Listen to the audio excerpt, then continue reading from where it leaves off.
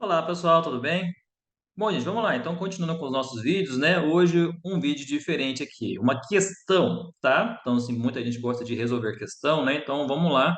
Preparei uma questão aqui, já para quem está se preparando lá para a prova de título, tá? Então, vamos lá, gente. O que que vocês acham dessa questão? Ó, é bastante interessante, né? Qual das alternativas abaixo não apresenta expressão em latim, tá? Pensa aí, gente, o que que vocês acham, tá? Então, pausem o vídeo, tente lembrar, né, se a Paracoco tem alguma manifestação que a gente tem uma terminologia em latim, né? A querite granulomatosa, o zoster, a síndrome de von Wickel, né? E o bom dermatologista, tá? Então, pausem o vídeo e vamos ver se a gente lembra qual dessas alternativas não apresenta, né, uma expressão em latim. Beleza? Vamos lá então, gente. Em relação a paracoco, né? Então, a paracoco é muito importante, né, dentro da dermatologia, tá? Então, tem algumas áreas que têm uma epidemiologia mais forte, né?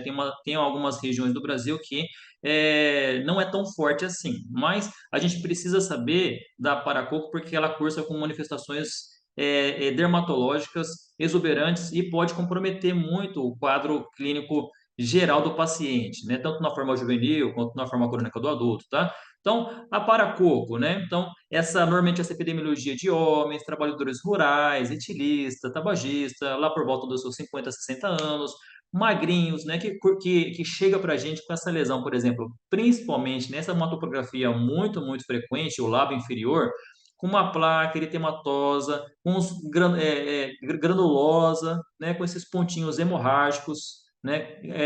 Com essa manifestação bem clássica dessa estomatite moriforme de Aguiar-Pupo, né? Então, o lábio é um lugar bastante frequente, outras áreas de mucosa também são frequentes, né? Lógico, outras regiões do corpo cursam com aquela placa, com aqueles pontinhos trombosados e a característica clínica da paracoco da forma crônica do adulto, né? Porque a forma juvenil ela é diferente, acomete linfonodos, né?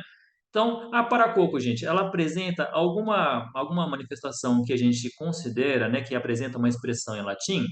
Ela tem, gente, ela tem esse locus minores resistente. Vocês sabem, vocês lembram o que que é esse locus minores resistente? É assim, que a paracoco, a via de inoculação da paracoco, ela é pulmonar, ela é uma doença pulmonar, né? E dependendo do quadro clínico do paciente, ele pode se manifestar também na pele.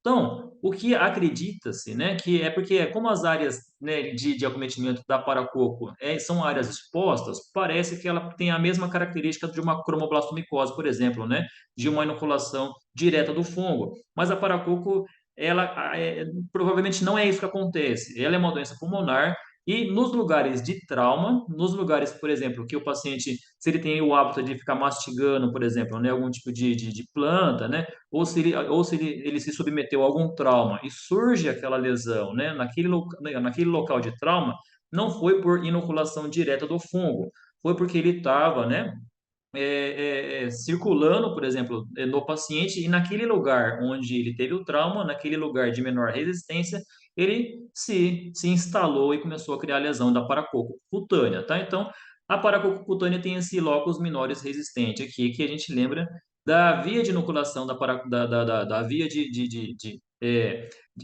aquisição da paracoco, que é pulmonar primariamente, tá? E as lesões cutâneas pode ser, não é incomum o paciente relatar um trauma prévio, mas não necessariamente que aquele trauma inoculou diretamente o fungo na pele do paciente, tá? Então, a PB apresenta locus minores resistentes, tá? Um termo em latim, tá? E a quelite granulomatosa, gente? A quelite granulomatosa, ela apresenta algum termo em latim também que a gente lembra?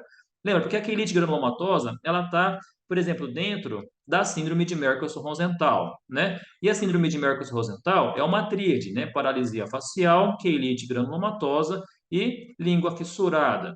O que que eu acho importante a gente lembrar, né, dessa tríade do Merkel-Rosenthal?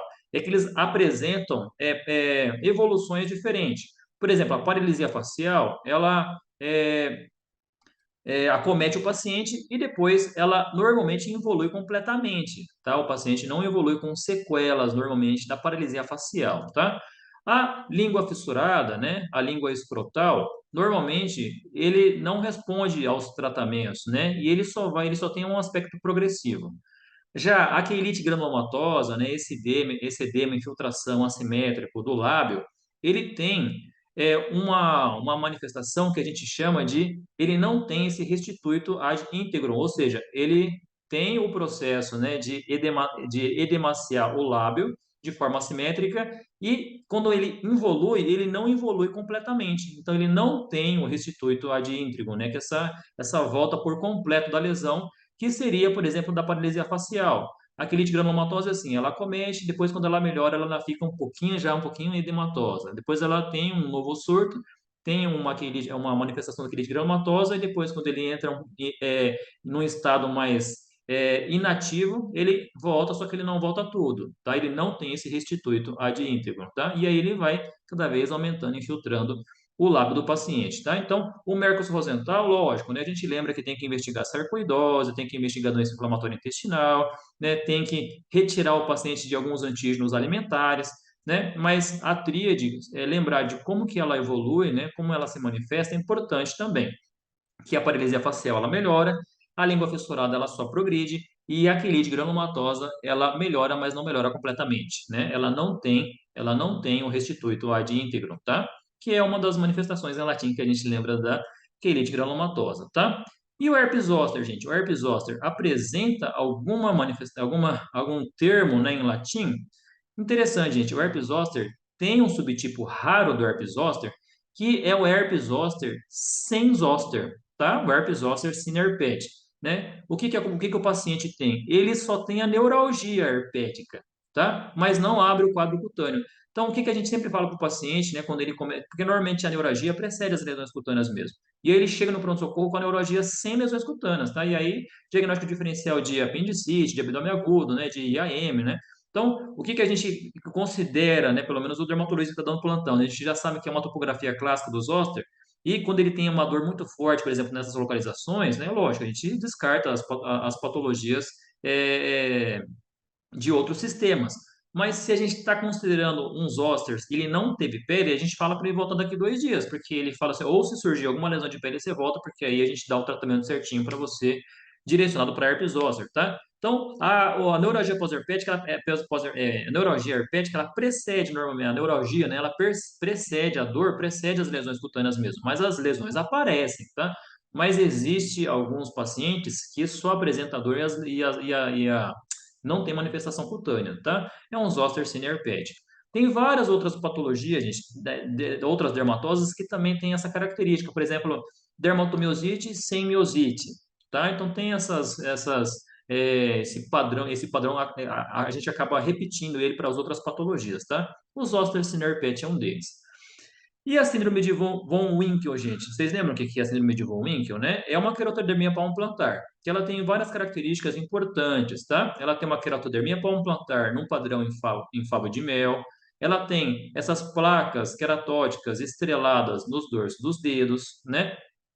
Ela apresenta associação com surdez neurosensorial. Essa surdez, né, está associado lá com aquela mutação dos gap junctions, né, GJB2, da conexina 26, tá? Pode apresentar alopécia e tem esse sinal aqui que a gente chama de pseudo-A1, né, pseudo-A1. O pseudo-A1, gente, interessante, que é uma terminologia de origem africana, né? Então, poucas terminologias dentro da dermato, a gente lembra aqui dessa origem africana, que Ayun significa cortar, serrar, amputar, tá? E esse pseudo Ayun, ele é isso daqui, essa constrição, normalmente, realmente do quinto, né, quirodátilo, normalmente, primeiro, e ele vai tendo essa constrição até amputar o dedo, tá? Até ele se desprender. Então, isso que é o pseudo Ayun, ele está dentro da queratodermia palmoplantar de von Winkel, por exemplo, que também quem tem queratodermia em favo de mel, né, queratodermia estrelada no dorso dos dedos, né? Surdez neurosensorial, alopécia e pseudo-A1. Só que o pseudo-A1 é de origem africana, tá? E o bom dermatologista, gente? O bom dermatologista, né? Isso aqui eu acho interessante porque é algo que os nossos professores sempre falam pra gente. Sempre falam assim, Rodrigo, né? Antes de você prescrever um tratamento, avalie se é realmente necessário, né? Ou se for prescrever algo, né? Dá para dá para ser um medicamento que tem menos efeitos colaterais, tá? Então, na dermato, como muitas das patologias dermatológicas têm um curso autolimitado, não necessariamente que desaparece e nunca aparece mais, mas ele tem muitas das patologias ele tem um curso que ele vai regredindo espontaneamente, tá?